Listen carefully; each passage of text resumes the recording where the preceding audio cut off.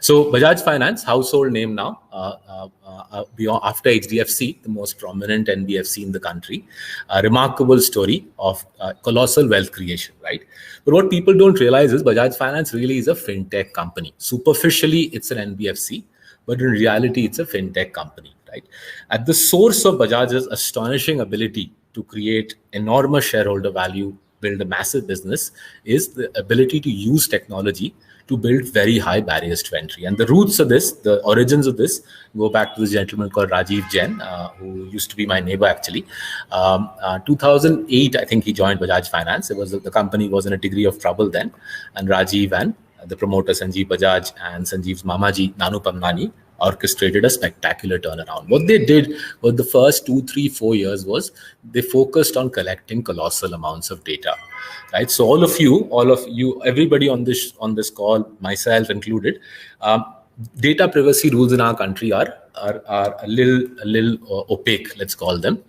And as a result, your and my data, right? What is Saurabh spending on? What is he spending on? Financial investments. What is he spending on his Amazon shopping? What is he spending on restaurant consumption? All of that data is actually quite freely available. What this company did was it was earliest in the game in applying logic, science, rationality to collecting that data. And analyzing data a decade back, they realized that there are large pools of borrowers in India that the large banks perceive to be high risk, but those borrowers are actually low risk. And the earliest example of that is doctors and dentists. So very early on, the Bajaj realized that a doctor's cash flows, for obvious reason, a doctor's cash flows are actually very stable, right? But because the doctors often self-employed, the high street banks charge them high rates for borrowing. So using their big data, they basically said we will target the doctor and dentist segment. There's around 10 lakh doctors and dentists in our country. And Bajaj focused on giving them attractive rates and built a large book of loans to doctors and dentists, right? Couple of years into the journey, now I'm talking about 2014, 15, they realized they had so much data now on doctors and dentists' repayment habits that they could apply further big data analysis. So they stratified their doctor book into 600 risk buckets, right? And I'm saying this broadly basis what we have collected from speaking to a lot of people, a lot of data scientists in India over the last 4 or 5 years. But I broadly stratified their doctor dentist loan book into 600 risk buckets. So for example, they would use things like, is this doctor from, say, the All India Institute, a graduate from the All India Institute of Medical Sciences, or is she from a bottom 10 medical school, right?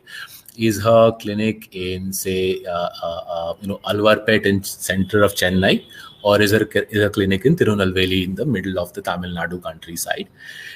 Is she an oncologist in Alvarpet, or is she a cosmetic surgeon in a small town in Tamil Nadu, right? So basis these metrics, they would prioritize certain borrowers over others. So if you were a AIMS graduate operating in a premium area of a big city and doing, say, oncology, you'd obviously be offered the most attractive rate.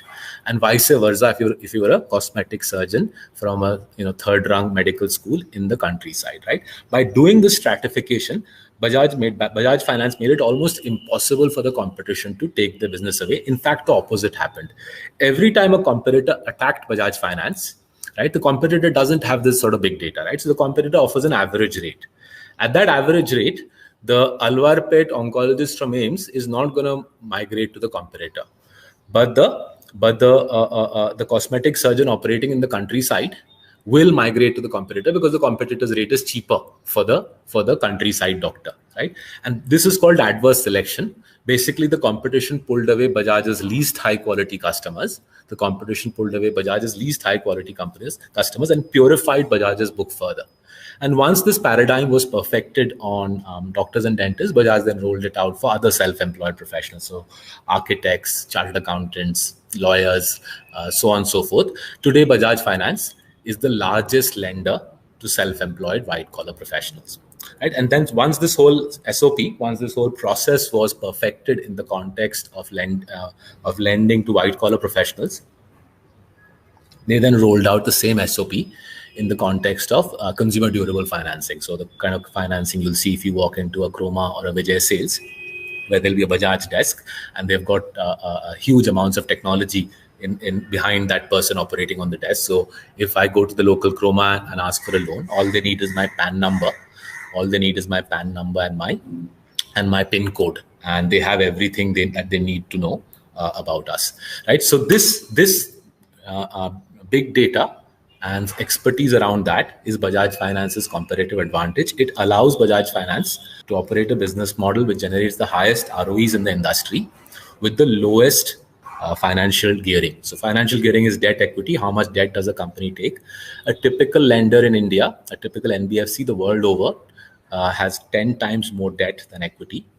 Bajaj operates at only half of that number, 5 times debt equity, and generates 40-50% higher ROE than the competition. Right? It's a remarkable business, and this is true for almost all the dominant franchises in our country. They're unique.